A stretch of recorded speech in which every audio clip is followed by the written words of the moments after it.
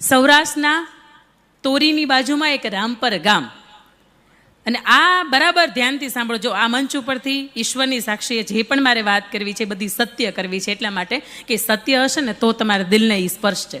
કે દાતારી કેવી હોય, માત્ર લોકોને તન અને મન અને ધનથી સમય આપતા, પોતાનું ધન ખર્ચતા જોયા છે, પણ એક દાતારીને તમે આવત પણ વાત સાંભળી જાઓ ને તો તમને વડવાઓ પ્રત્યે એક માન જાગે. નહીં, આવા વડવાઓ હતા, અમે એના સંતાનો છીએ. આ પાટીદારનો કહીને જે કોલર ઊંચો કરો છો ને એ ડબલ ઊંચો થાય.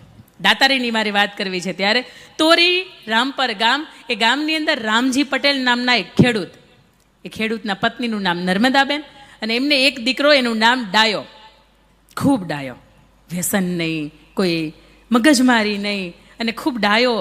ઘરનું થાય એટલે લગ્ન થયા, વહુ ગંગા પરણીને સાસરે આવી, ગામની અંદર આવી, અને વહુ પણ એટલી બધી ડાય, એટલી બધી કહિયાગરી, રૂપની એટલી બધી અપ્સરા જેવી, અને મહેમાનોને તો કોઈ પણ વ્યક્તિને જમ્યા વગર કે ચા પાણી પીધા વગરના જવા ન દે. ગામ આખાની અંદર વખાણ થાય કે વહુ મળે ને તો આ ગંગા જેવી મળે. પણ બને છે એવું કે ઘર પરિવારની ઉપર જ્યારે તમારું બધુંય સારું ચાલતું હોય ને ત્યારે કદાચ કાળચક્રની ગતિ થોડીક બદલતી હોય. ગામના લોકોની 5 જે નશેડા વ્યક્તિ હતા એમની એની ઉપર નજર લાગી, અને રોજ ડાયો વાડીએ જાય બળદગાડું લઈને, એટલે ડાયાને એવું કે થોડીક વાર ઊભો રહે, આ 2-4 ગાંજાની લટ, આ શર્ટ છે એ મારતો જા. પેલો ડાયો છે એ રોજ એવું કે કદાચ 5 નહીં 50 રૂપિયા હું ધર્મના કારમાં વાપરી નાખું ને તો હજી મારા બાપાને પોસાય, પણ આ 5 રૂપિયા નહીં, 1 રૂપિયા હું આની અંદર લતની અંદર કે આ ગાંજાની અંદર કે વ્યસનની અંદર વાપરું ને તો મને પોસાય નહીં, મારા બાપા મને મારે.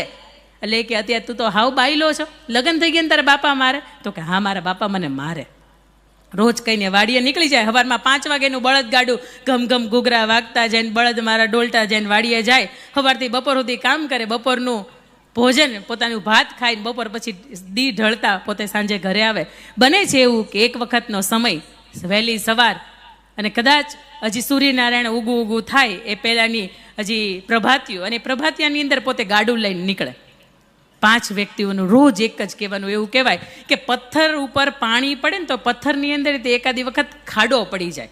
તમે જોઈએ છે ભેખડ ઘસાઈ જાય, ગમે એવો પથ્થર હોય પણ પાણીની રોજ એને થપાટ લાગે એટલે એ ઘસાય. એક વખત એને પણ વિચાર આવે કે 5 વ્યક્તિને હારે ઊભો રહેવા, રોજ મને કાંઈક કહે છે, કાંઈક તો હશે ને. એટલે કે તું જો એક વખત ડાયા, એક વખત તું ગાંજાની શર્ટ માર ને પછી તારે 2 કેરા મકાઈના વાઢવા છે ને તું સસડાટ કરતા વાઢી નાખ. અને આને પણ એવું થયું કે એક વખત બેસી જાઓ. બેઠો, 1 શર્ટ, 2 શર્ટ અને 3 શર્ટ મારી, આ બાજુથી એનું શરીર સળગે છે અંદરથી, અને એક બાજુ રામજી પટેલનું ઘર સળગે છે. મગજની અંદર ગાંજો ચડી જાય છે, પોતે ગાંડા ગદોડવા મળે.